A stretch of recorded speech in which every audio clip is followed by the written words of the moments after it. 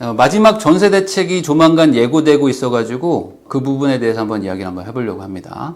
지금 정부에서 연말에 전세 대책을 발표하겠다고 지금 예고를 해놨어요. 그런데 이게 그럴 수밖에 없는 게 내년에 계약갱신 청구권이 이제 종료가 된단 말이죠. 그러면 지금 시장에 가격 차이들이 많이 나는 이 시장이 왜곡되어 있는 이 전세가가 어떻게든 요동을 칠 거기 때문에 내년에 전월세 시장이 엄청나게 변동이 클 거란 말이죠. 그러니까 연말에 무언가 대책을 발표하지 않으면 안 되는 상황이에요. 그런데 지금 현재 이 시장에서는 뭐 기대감이라기보다는 걱정이 훨씬 많죠. 왜냐하면 지금까지 정책들이 결과적으로는 다 안 좋은 케이스가 됐기 때문에 또 발표를 한다고 하니까 여기서 이게 어떤 기대감보다는 이거 이제 더 문제가 생길 것 같은데 라는 거죠. 그래서 이번에 진짜 센 거 온다 라고 말하는 분들도 이제 진짜 센 거가 와서 이제 전세가 시장이 안정됩니다 라기보다는 이번에 진짜 어디까지 올라가는 거지? 라는 이런 센 거를 걱정하는 거죠. 그래서 뭐 지금 크게 시장에서 예측하는 거는 두 가지 정도예요. 왜냐면 이거 말고 어떻게 유의미하게 상황을 바꿀 수 있을 만한 게 없어 보이거든요. 첫 번째는 전월세 상한제를 확대한다는 겁니다. 지금도 전월세 상한제는 있어요. 어떻게 있죠? 계약갱신 청구권을 쓸 때, 플러스 2년을 쓸 때 5% 이내로 인상을 하죠. 그래서 원래는 시세가 뭐 10%, 20% 올랐어도 5% 이내로 상한제를 딱 거는데 이거를 조금 더 확대한다는 겁니다. 5%를 계약갱신 청구권을 쓸 때만이 아니고 모든 계약에 5% 상한을 걸어버리면 어떨까? 이런 방법이 있는 거죠. 지금 전세가가 막 급등했잖아요. 그러니까 다음번에 재계약을 하려고 하는 분들 입장에서는 전세를 막 3억, 5억을 올려줘야 돼. 그러니까 밀려날 수밖에 없는데 아니야, 걱정하지 마.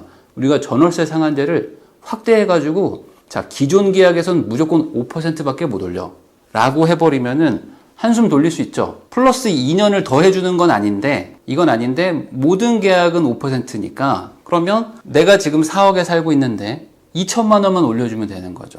그러면 또 2년을 살 수 있는 거야. 그 다음에는 또 5%만 올려주면 되고. 그래서 계약갱신 청구권은 2 플러스 2로 2년 거주가 되고 거주하면서 플러스 5%까지만 하라는 약간 플러스 알파의 개념이라면 이거는 그게 아니고 기존 계약은 무조건 5% 이내로 막는 법안이 통과가 될 수도 있습니다. 그러면 이건 당연히 극단적인 반시장 정책이잖아요. 아니 시세가 있는데 그거 받지 마. 그냥 이렇게 싸게 팔아 이겁니다. 예를 들어 뭐 지금 계란이 비싸요. 계란이 뭐 한 판에 뭐 7,000원, 8,000원, 만원 하고 막 그러잖아요. 근데 계란이 너무 비싸다. 그렇죠. 계란이 비싸긴 비싼데 지금 뭐 계란이 좀 모자라요. 지금 뭐 품귀입니다. 그냥 3,000원에 팔어. 왜요? 너 3개월 전에 3,000원에 팔았잖아. 아니 근데 지금은 7,000원, 8,000원인데요? 그냥 3,000원에 팔자. 이겁니다. 그러면 이게 극단적인 반시장 정책이겠죠? 왜냐면 달걀을 2개씩 낳는 것도 아닌데 달걀은 그대로인데 원하는 사람들은 많은데 물건을 반강제로 가격을 잡는 거죠. 그러면 이렇게 극단적 반시장 정책을 써도 됩니까? 라고 반문을 할 때 이렇게 또 거꾸로 물어보겠죠. 아니 그럼 어떡하라는 거야 지금? 전세가 막 3억 5억이 뛰었는데 어떡하라고? 그냥 전세 놔두라고? 이 말을 할 수 있잖아요. 이거 놔두면 되냐고요? 안 되잖아요. 그러니까 이 정책을 쓸 수도 있는 거죠. 이걸 할 수도 있을 것 같아요. 할 수도 있을 것 같아요. 왜냐면 이걸 현 여당에서 시도를 했거든요. 과거에 정책을 발의를 했습니다. 실제로. 그게 이제 법안까지 통과가 안 돼서 그랬지 정책 발의를 했었어요. 이게 지금 문제가 큰 게 현재 시장은 지금 2중 가격이 아니라 3중 가격의 시대가 됐습니다. 그러니까 지금 4억짜리가 있고 전세가 10억짜리가 있고 그 중간 어디쯤 한 7억짜리가 이렇게 있어요. 이게 같은 아파트 단지에 같은 평형인데 전세가 이렇게 3개예요. 무슨 소리냐면 옛날에 살던 분이 계약갱신 청구권을 써가지고 4억에 사는 분이 있고 아예 새로 이사 오신 분이 있죠. 아예 새로 오신 분은 10억에 살고 있고 요 중간 요게 뭐냐면 4억에 살던 분인데 계약갱신 청구권을 쓰려고 했어요. 그랬더니 주인이 들어오겠대. 저기 4억에 제가 살고 싶습니다. 그래요? 그럼 제가 들어가서 살게요. 잠깐만요. 그러면은 저 좀 더 살면 안 돼요? 그러면은 10억으로 맞춰주세요. 10억 주면 안 들어갈게 하는 거죠. 그런데 저기 사장님, 근데 10억은 좀 너무 좀 센 것 같은데 저 7억 정도만 올려드리면 안 될까요? 사장님 진짜 들어와서 사시는 거 맞아요? 7억까지 올려준다? 그래? 그러면 사실 나도 들어갈까 말까 고민 중인 상태라서 7억 정도면 제가 오케이 합니다. 이렇게 해서 지금 4, 70 이렇게 3중 가격이 돼 있어요. 이해되시죠? 계약갱신 청구권을 포기하는 대신에 조금 깎아주세요. 자, 그런데 지금 전세 물량은 계속 부족해요. 그리고 전세 가격이 거의 2배 가까이 차이 나는 아파트들도 많습니다. 거기에 내년에 큰 선거가 2개가 있어요. 그러니까 이 상황에서 전세도 부족한데 이걸 가만히 놔둘 수는 없죠. 그래서 고민을 할 것 같아요. 근데 다른 대안이 있느냐? 딱히 없거든요. 이 시장의 왜곡된 가격을 해결할 방법이 별로 없거든요. 전세라는 거는 말 그대로 실거주 수요입니다. 실수요예요. 그러니까 빈집을 많이 만들어줘야 돼요. 아니면 사람들을 어디로 이주시키든지. 아파트 살고 싶어 하는 사람들을 빌라로 보내면 되는데 그건 안 되잖아요. 그러면 아파트를 살고 싶은 사람들을 아파트에 살게 해주면 되는데 경기도 외곽에는 아파트들이 좀 있는데 서울 안쪽에는 지금 빈집이 부족하니까 그러면 여기서 어떤 집을 갑자기 뭐 몇 개월 안에 만들어낼 방법은 없고 그러면 공급은 못하니까 공급은 불가능하니까 수요를 좀 낮추거나 가격을 규제하는 수밖에 없는 거죠. 그러니까 이게 대안이 없는 거예요 지금. 자, 그러면 이제 어떻게 되겠습니까? 좋은 동네에 사는 전세 거주자들도 많을 거 아니에요. 그리고 내가 이제 앞으로 더 좋은 동네 들어가고 싶은 분들도 많고. 그러면 전세 물건도 결국에 한정되어 있기 때문에 누가 나가야지 누가 들어갈 수가 있는데 이 좋은 동네 사는 분들은 야, 내가 나갈 이유가 뭐가 있어 그러면. 좋은 동네 살다가 나가는 이유는 전세가 비싸질 때예요. 전세가 비싸져서 나는 그 돈 내고는 못 삽니다 라고 할 때 나가는 건데 이제 안 비싸진다는 거잖아요. 이걸 쓰면은 이제 전세를 안정적으로 살 수 있어요. 2년에 5%씩 올리면 되니까. 그러면 안 나가려고 하겠죠. 그러면 이제 좋은 동네는 전세 매물이 뭐 아예 뭐 씨가 마르는 거죠. 월세도 뭐 마찬가지인 거고 완전히 없어지게 될 겁니다. 그리고 미리 들어가 있는 분들은 너무 좋은 상황일 수 있는데 내가 이제 들어가야 돼. 저 이제 우리 영식이 이제 7살이어가지고 학군지로 이사 갑니다라고 했는데 없어. 갔더니 매물이 아예 없는 거예요. 갔더니 다 그냥 거기서 다 말 그대로 눌러 앉아서 딱 버티고 있는 거죠, 사람들이. 그러면 우리는 어떻게 하냐. 소위 어디로 가요? 너네도 그냥 거기 있어. 라는 정책밖에 안 되는 거죠. 그래서 같은 단지 내에 차이가 뭐 4억에서 8억 뭐 이렇게 차이 나는 곳들이 꽤 있습니다. 그러면 이분들이 이제 5%밖에 못 올리니까 4.2억으로 올리고 사세요. 2천만 원 올리고 사세요. 라는 거예요. 그리고 8억인 분들은 4천만 원 올리고 사세요. 이겁니다. 그럼 같은 단지인데 누구는 2천만 원 올리고 누구는 4천만 원 올리면 이거 좀 억울하지 않습니까? 그리고 이 8.4억이 다 현금도 아니고 대출도 분명히 있을 텐데 누구는 4억에 살고 나는 8억에 살면 억울하단 말이죠. 그래서 영식이네가 나는 왜 8억 4천만 원 주고 살아야 돼요? 옆에 있는 저 101호는 4억인데? 라고 불만을 표시할 수 있는데 이거는 금방 해결이 될 거예요. 왜냐하면 이렇게 말하면 되죠. 그래? 그러면은 뭐 나가세요. 나가. 밖에는 10억이야 지금. 아니 지금 자 4천만 원 올려주고 살기 싫으면 나가면 밖에 10억인데 너 나갈 거야? 라고 하면은 저 그냥 있을게요. 그래서 임차인들은 사실 이걸 금방 수긍할 수밖에 없어요. 왜냐면 시장이 지금 뭐 심각하니까. 임차인들은 해결이 되는데 임대인들이 이제 극심한 반발을 하는 거죠. 왜냐면 이번에 계약갱신 청구권을 쓴 그것도 임대인들의 반발이 극심했는데 여기서 계속 한다? 이거 계속 뭐 플러스 2년 뭐 주는 것처럼 계속 플러스 5%밖에 못 올린다? 그럼 이건 재산권에 심각한 피해가 오거든요. 그래서 이거 위헌 소송이고 뭐 이런 것들이 뭐 당연히 이어질 수밖에 없겠죠. 근데 그럼에도 불구하고 가장 가능성이 높지 않을까라는 뭐 추측을 해봅니다. 왜냐하면 이거 말고는 이 급한 불을 끌 만한 게 마땅치가 않거든요. 자, 두 번째로 표준임대료라는 제도가 있어요. 이것도 예전에 제가 한번 설명을 했지만 이것도 지금 추진하려고 하다가 법 통과는 안 됐습니다. 자, 강남은 평당 1억 3천만 원짜리 전세가 나오고 있다. 이게 얼마나 심각한 얘기입니까? 이게 매매가가 평당 1억이 아니고 전세가 평당 1억이 넘어가고 있어요. 그러다 보니까 이 전세가 급등을 막을 방법, 이걸 정부도 고민할 거 아닙니까? 자, 이게 있다. 표준임대료. 뭘까? 이 표준임대료가 뭡니까? 간단하게 생각하면 이거예요. 그냥 공시가격처럼 국가가 전월세 시세를 정해준다 이겁니다. 잠깐만요. 여기는 이제 뭐 강남이고 대치동이고 뭐 30평대니까 뭐 전세 뭐 7억 정도로 할까요? 이런 거예요. 자, 여기는 뭐 대구 수성구네. 여기는 뭐 학군도 괜찮으니까 뭐 여기는 뭐 한 6억 정도로 하죠. 이렇게 국가가 정해주는 걸 표준임대료라고 합니다. 자, 자, 근데 이걸 어떻게 정하냐? 이거는 그냥 뭐, 여러 가지 방법이 있겠지만, 뭐, 확정된 건 없습니다. 뭐, 가장 쉬운 거는 뭐, 공시가격의 뭐, 70%, 뭐, 공시가격의 60%, 뭐, 이런 식으로 뭐, 정하면 되겠지만, 뭐, 꼭 그렇게 하는 것도 아니에요. 뭐, 개별적으로 다 그 아파트의 특성이 다르기 때문에, 주택의 특성이 다르니까, 개별적으로 같이 평가를 할 수도 있고요. 아니면 실거래가를 기준으로 해서 뭐, 일정 부분을 정할 수도 있습니다.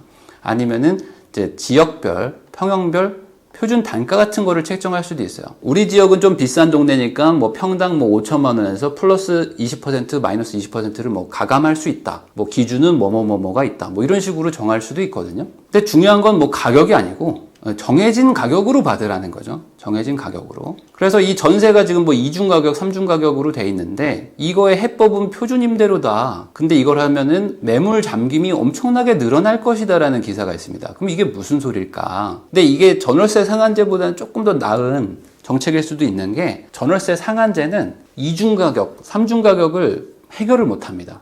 왜냐면 기존에 살던 분이 계속 4억에 살고 있으니까 이분은 조금씩 올라가는데 8억에 살고 있는 분은 계속 같이 올라가니까 불만이 생길 수밖에 없어요. 그런데 이 표준 임대료라는 걸 도입하면 어떻게 돼요?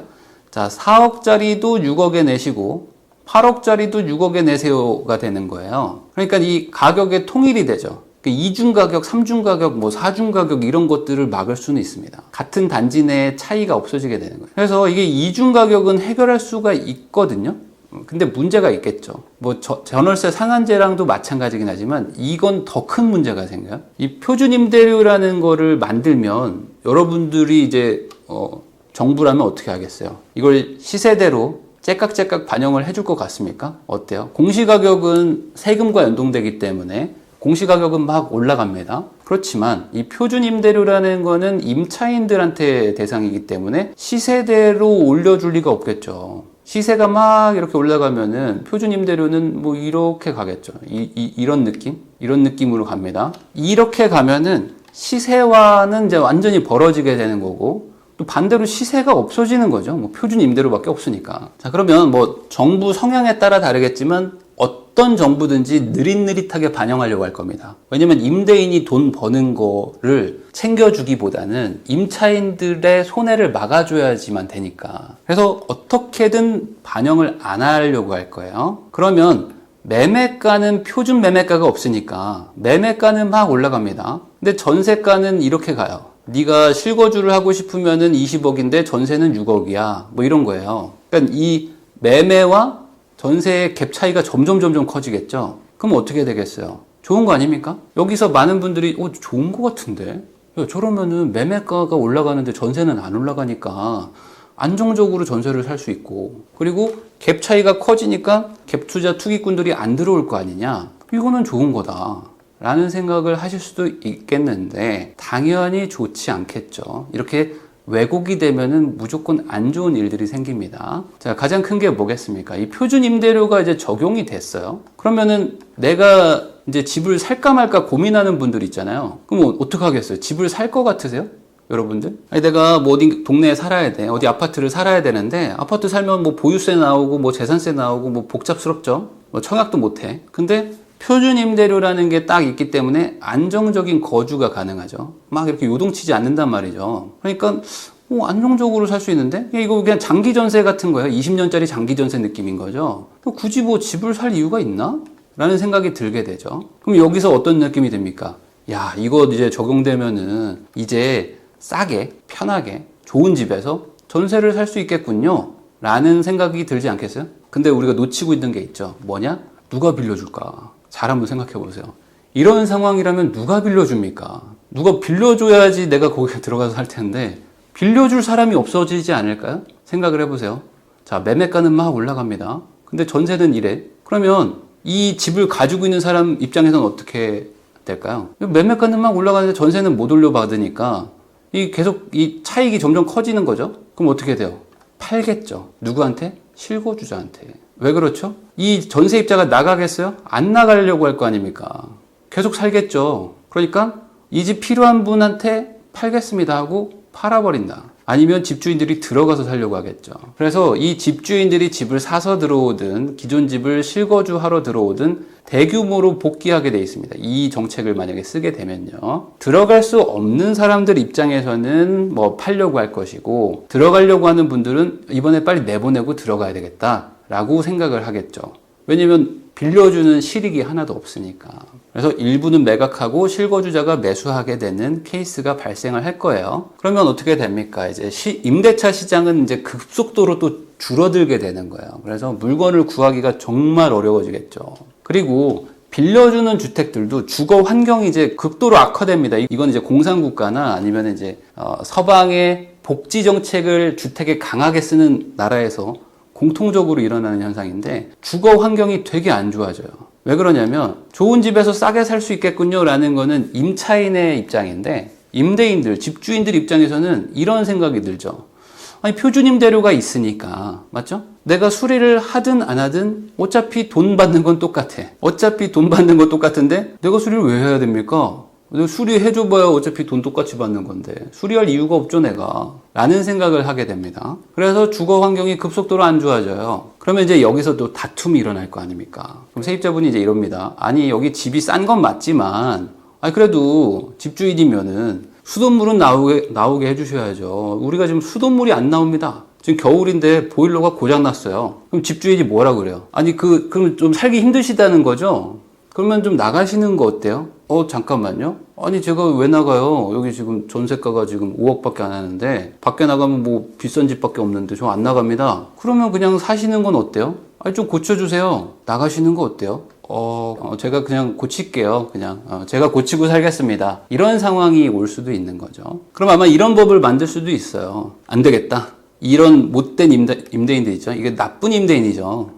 나쁜 임대인들은 이제 또 규제를 해야 되기 때문에, 자, 법을 또 만드는 거야. 그래서 임대인은 강제로 수리해야 된다라는 법을 만들 수도 있지 않을까? 임차인이 요구하면 임대인은 뭐 특별한 사정이 없는 한 고쳐줘야 된다. 구상권을 청구할 수 있다라는 식의 법을 만들지도 몰라요. 그렇게 되면, 이건 제가 지금 극단적인 예를 드는 겁니다. 그렇게 되면 이제 어떻게 됩니까? 집주인들이 저 그냥 그러면 실거주하러 들어가겠습니다. 저는 그러면 제가 그걸 굳이 고쳐줄 이유가 없기 때문에 제가 실거주하러 들어가든지 아니면은 그 실거주하는 사람한테 팔게요라고 하면서 팔아버릴 것이다. 그래서 결론적으로 이렇게 되잖아요. 그러면 이제 서울이라는 곳, 이 메트로시티의 이제 핵심 지역이죠. 2,500만 명이 넘게 사는 이 수도권의 핵심지라고 할 수 있는 이제 서울, 뭐 경기도 대도시 핵심 지역들, 이런 데들은 거의 뭐 이제 집주인들만 살게 되는 상황이 올 수도 있습니다. 왜냐면 내 집을 고쳐야지 남이 사는 집을 고치는